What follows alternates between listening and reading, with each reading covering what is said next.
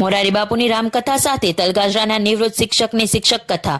તાજેતરમાં વિશ્વવંદનીય પૂજ્ય મોરારી બાપુ દ્વારા 865 માનસ ગોપનાથ રામકથામાં માનવ મહેરામણમાં તલગાજરાના નિવૃત્ત રાષ્ટ્રપતિ એવોર્ડ વિજેતા શિક્ષક શ્રી જીતેન્દ્રભાઈ વાજા તથા તેમના પત્ની નૈનાબેન બોરીચા પ્રાથમિક શિક્ષક રામકથાના સમય બાદ આજુબાજુની પ્રાથમિક શાળાઓમાં જઈ પરીક્ષાલક્ષી માર્ગદર્શન અને પોપેટો તેમજ જાદુઈ મનોરંજન કાર્યક્રમ દ્વારા બાળકોને સહઅભ્યાસિક પ્રવૃત્તિને લગતું વ્યસન મુક્તિ, અંધશ્રદ્ધા, અભિનય ગીતો, વાર્તાઓ, મનોરંજન રમતો, હળવી કસરતો, ભાર વગરનું ભણતર અને આરોગ્યલક્ષી શિક્ષણ પૂરું પાડેલ, જેમાં પિથલપરની કેવ શાળા, જૂના રાજપરા, ગઢુલા, આમળા તેમજ ઝાંઝમહેર પ્રાથમિક શાળામાં જઈ પતિ પત્ની નિવૃત્ત શિક્ષક હોય બંનેએ 1500 જેટલા બાળકોને આ કાર્યક્રમ દ્વારા સહઅભ્યાસિક પ્રવૃત્તિઓ બતાવેલ।